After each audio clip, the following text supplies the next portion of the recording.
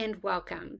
This is the second presentation in the Insight to Autism Mindful Mondays series.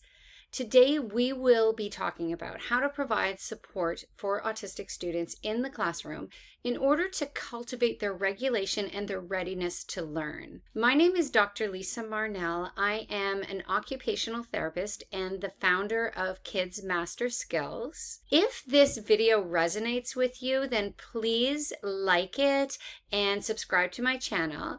And share a yes in the comments if you struggle to support autistic students, but you want to learn more tools and ideas. All right, so I will minimize my screen and we can get started. Priorities for supporting autistic students in ABA classrooms.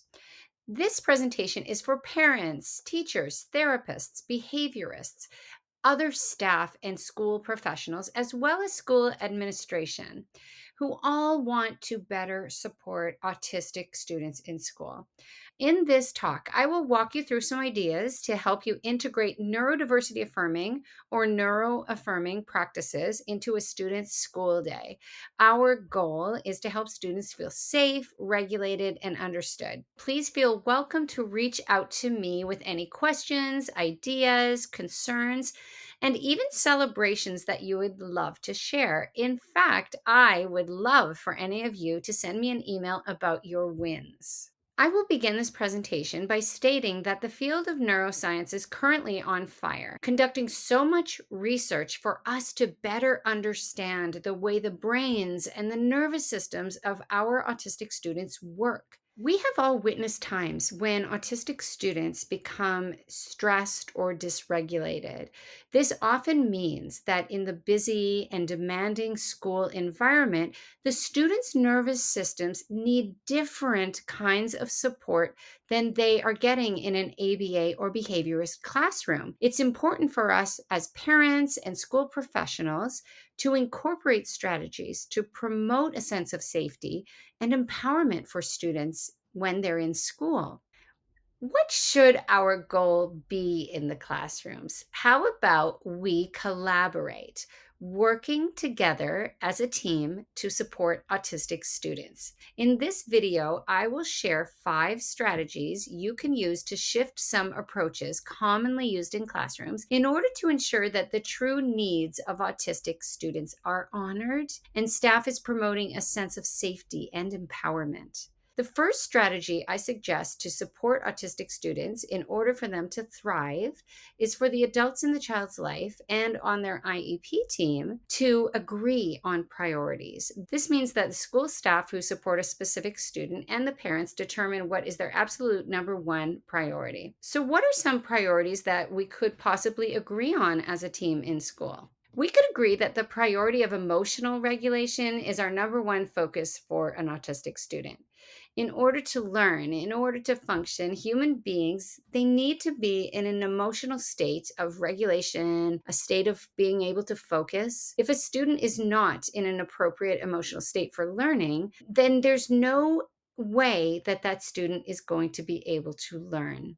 So, this may mean that emotional regulation actually needs to trump engagement in academics, because if a child is not emotionally regulated, they cannot engage in academics. Putting academics aside may be important, and the team may agree to focus on the student's emotional regulation and figuring out what they can do to encourage that student to feel safe and to trust the school and the people that are supporting him in school. Another priority that an IEP team may agree on is to cultivate the student's relationship with staff in order to promote feelings of trust and safety. Research shows that student-teacher relationships promote effort and learning in autistic students. You may be familiar with the term school refusal. School refusal often comes from a student feeling frustrated, ignored, picked on, pressured, or just simply exhausted. Perhaps the exhaustion is from the long school day, but it may also be exhaustion from physiological stressors, such as feeling hungry during the day, feeling thirsty on a hot day, such as we have here sometimes in California. And perhaps it's a physiological stress of not sleeping well the night before and the fatigue that is associated with that. An IEP team may decide that happiness at school is a priority. They may want to cultivate a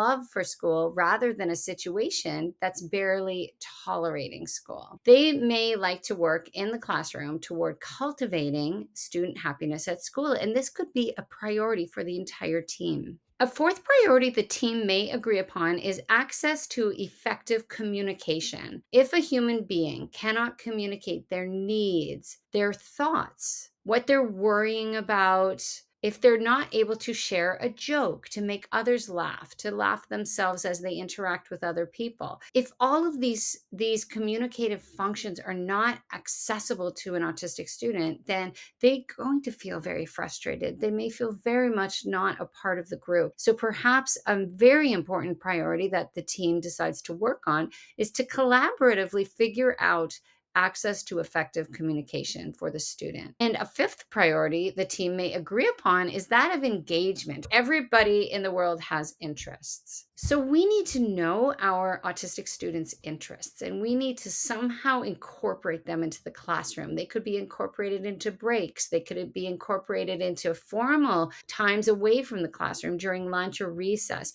They could be incorporated into academics. Engaging kids in activities that align with their interests may be a priority for the IEP team. A second priority could be to develop shared goals. Collaborative goals are important in the development of an IEP. This means that a goal, which hopefully ensures that an autistic student feels safe, regulated, and ready to learn, can be addressed by several members of the IEP team. Yet far too often, goals on an IEP are very much aligned with one of the service providers, such as an OT or a speech therapist, a special education teacher, or a behaviorist. Yet, when goals are collaborative, all team members have input into developing the goal and ensuring that elements of the goal align with their own priorities and their knowledge, their experience, their understanding. What we want to ensure is that the goals that we develop and put on an IEP are neuro-affirming. And I'm going to share a couple of important criteria. So, one is that they do not add stress to the life of the autistic child at school. Another is that they incorporate supports or they incorporate accommodations. So if a student needs motor supports or accommodations, sensory accommodations, those can and should be written right into the goal. Another criteria to consider with neuro-affirming or with IEP goals in general is that they're meaningful to the student and that they're not dysregulating or something that triggers the student. On this slide, I've shared a rather typical behaviorist goal, which I'll read. During structured fine motor sessions, the student will use standard scissors to cut along a straight line for 10 consecutive trials with 90% accuracy across 3 consecutive days as measured by therapist data collection. If we look at this goal, we can see that it's not neuro-affirming, that it may not be meaningful to the child. We don't see that it is collaborative. We don't see that it has incorporated any accommodations into it. And we also may be concerned that it would add stress. It does sound very rote and not meaningful. So let's now look at a revision of this original goal. Let's try to make it neuro-affirming, and let's try to think about the perspectives of many of the team members in developing this goal. With access to sensory supports, such as a quiet setting, following a movement break, or noise-canceling headphones, and adaptive tools, spring-loaded scissors, rigid cardstock paper, thick lines to follow, student will take part in meaningful cutting activities of their choice for 3 to 5 minutes, 3 to 6 times per week with regulation support from a trusted adult. You can almost feel how this is different, and you could almost see the child, the student, enthusiastically engaging in a cutting activity where he knows that he has a trusted adult. The criteria is more flexible in the 3 to 5 minutes and in the 3 to 6 times per week. So that actually will help the adults in the room to self-regulate. And we can see that there's a lot of accommodation. So we know our autistic student well, and we can accommodate them right in the goal. The third priority that I'm suggesting to you may be to suggest small and measurable changes. Another possible title for this strategy is Take Tiny Steps One by One. Many of us are avidly and actively trying to find ways to support our autistic students, and we try to get our hands on as much information as we can. So implementing small shifts and trying different changes in the classroom that we learn about actually can lead to big differences in an autistic student's life. We'll look at a few small changes you can make. Also, keep in mind that taking data will help support these shifts or changes, but my personal advice is that when you make a small change or shift initially, use clinical observations to see if this shift or change has made a positive impact on the autistic student before you go about setting up a data collection system. Let's look at a few simple changes that you may consider. Language shift. So in my first video of this series, Insight to Autism in Schools, Mindful Mondays, I shared many ways that we can shift our language. I also shared research that supports how a shift in language can actually change the attitudes of the other adults that support that student, and it can lead to improvements in the quality of life of the autistic student just by changing the language that you choose to use. Another possible small and measurable change may be to offer one or two choices. Sometimes it's very quick and easy in schools for us to forget as adults that people thrive when they're offered choices. It gives them a sense of autonomy and control over their school day, and there's much in the school day that is outside of students' control. So offering one or two choices for a given task can make a real difference. I did want to point out too, sometimes we want to be cautious about offering more than two choices because it can feel overwhelming depending on the student. Another small or measurable change may be to be with the student, to take some time during the school day without speaking with them and just being with them, whether you're a behaviorist or a teacher or a therapist or a paraprofessional, or even if you're an administrator coming to visit a classroom. A small and measurable change could be encouraging a student to talk about their interests. It's such a nice feeling when someone takes an interest in what you're interested in. And we want our autistic kids to feel that we value them as people and that we honor who they are and what they love. Another small and measurable change could be to incorporate interests into the classroom. I think I touched on this earlier, where we could have interests incorporated into downtime.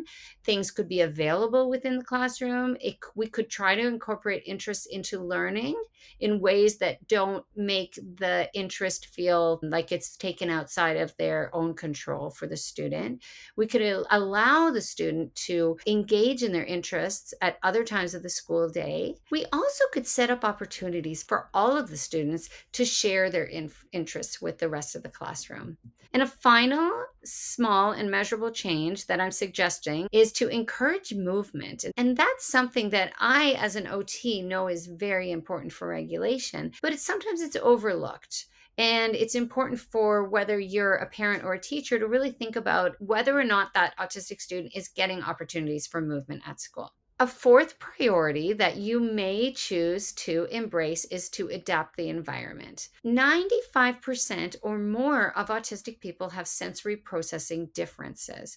This often means that they are more responsive to elements in the environment or to environmental changes.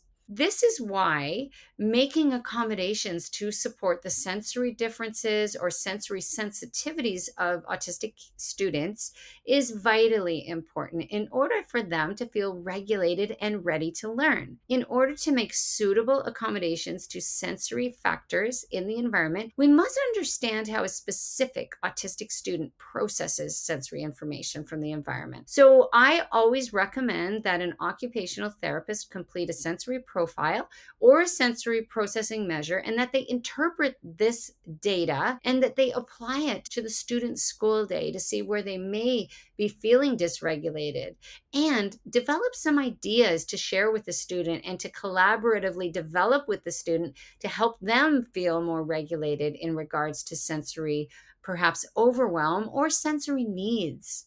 I wanted to share also on my website at kidsmasterskills.com, you can sign up to watch a 30-minute masterclass. And the topic of that is supporting sensory sensitive autistic children. Now let's look at some sensory accommodations within the school setting and supports that you may like to adopt depending on the student's needs.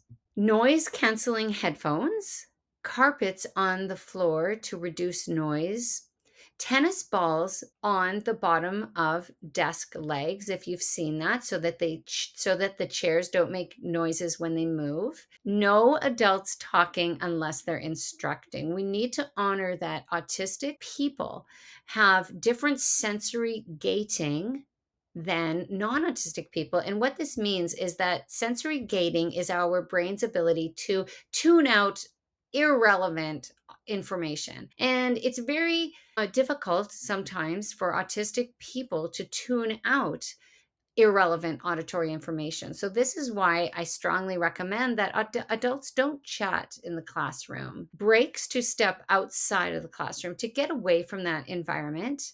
Weighted items to give them some deep, heavy work to hold, carry, or push. Soft lighting or lights off at times. Movement, having a movement corner or a movement station and having flexible seating. These are just a handful of suggestions. I do have more suggestions on the video that I mentioned, my sensory sensitivity for autistic children masterclass on my website. A fifth priority may be to modify task demands. As an occupational therapist, I am trained to do what we call activity analysis. And what this means is that we look at a task or an activity and we break it down in order to understand what are the demands of that activity, what is required in order to be able to complete that activity. We also seek to understand the intensity or the extent of the demands within the task. The demands of an activity may be motor demands, communication demands, social demands, or perhaps executive function demands. Yet, the breakdown of tasks or activities and the demands inherent to tasks are rarely considered or addressed in IEP meetings. So, what do I mean by this? If a student has difficulty with fine motor skills, we rarely consider the fine motor demands of different activities across different settings in school. I had a student who struggled once to fold a piece of paper, which was part of the instruction for math class, but he simply didn't have the two-handed skills to fold the piece of paper. So the activity demand of that math task for him was very high because there was a huge motor component. So as a team, we can be much more intentional about understanding and modifying task demands within the classroom.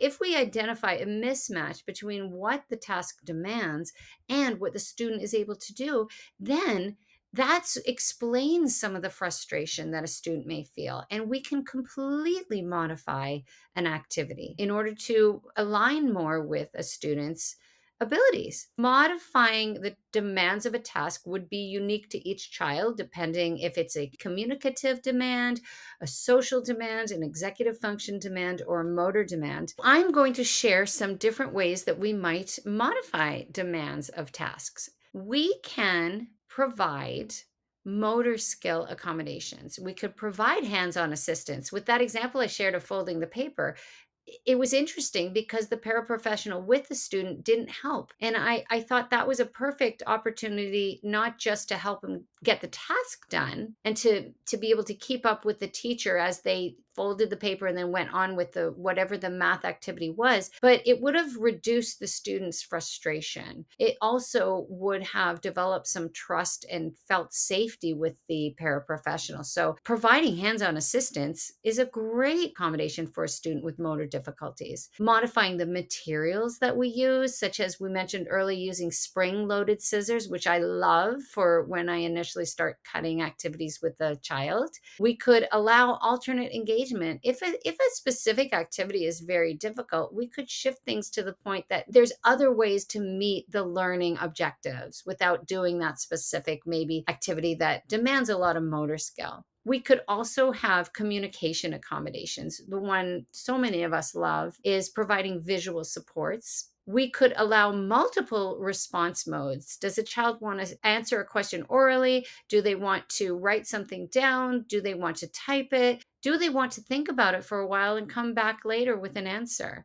Another communication accommodation could be to offer extended wait time, longer than you think. And that means that if we ask a question, we wait for an answer. We could have social accommodations. We could have flexibility with group work. The student may have the option to engage in group work or to not engage in group work. We could honor autistic social comfort, which is different, being less comfortable in groups perhaps, or being more comfortable in groups when it is very interest based or focused on an activity that is meaningful to the autistic person, or to not engage in group work if they feel they don't have the capacity to do that at a given time. We could honor autistic social comfort, maybe less comfortable with small talk, and we could allow alternate engagement. Perhaps they could engage in a learning activity or a functional activity in a way that aligns more closely with their social comforts. We could also provide executive function accommodations. So, understand and support challenges. So, we need to understand an autistic student's executive function skills. And then we could provide the organizational supports that that student needs. We have come to the end of the second presentation for the Insight to Autism in Schools Mindful Mondays. Please reach out to me with any questions. Please follow me on YouTube. And if you do have questions, please feel welcome to reach out to me by email at kidsmasterskills@gmail.com or to leave a comment. And please join me next week when we talk about IEP goals that don't help autistic students and what to do instead. I have an IEP goal bank, an IEP accommodations bank and guideline. In the IEP goal bank, there are many, many novel types of goals that will support students' self empowerment and also different ways to support kids in the academics of school and in the function of school. And in the accommodations bank and guidelines, I have specific accommodations. We talked a little bit about how accommodations need to be more specific so that staff can truly carry through with and carry over these accommodations into the child's day to day. I also mentioned my Insight to Autism 2 courses that are available. There is the course for OT professionals, which gives you 8 AOTA contact hours. And there's also the course that I'm developing now for parents, teachers, and professionals. The OT course is already available. The parent, teacher, professional, other professionals course will be available October 15th. Also, see my website because I do have discounts available in the next week. This is because I only just launched the Insight to Autism for school-based OT. So it's starting at lower prices. And I do want to make this affordable. That's part of what is very meaningful to me, that this can get out into the world so that the actual people who I want to reach will be reached. If you would like, I would love to have you follow me on Instagram and follow me on Facebook. And you can always reach out to me, kidsmasterskills@gmail.com by email. And I will say goodbye for now. And hopefully I will see you next week. Thank you.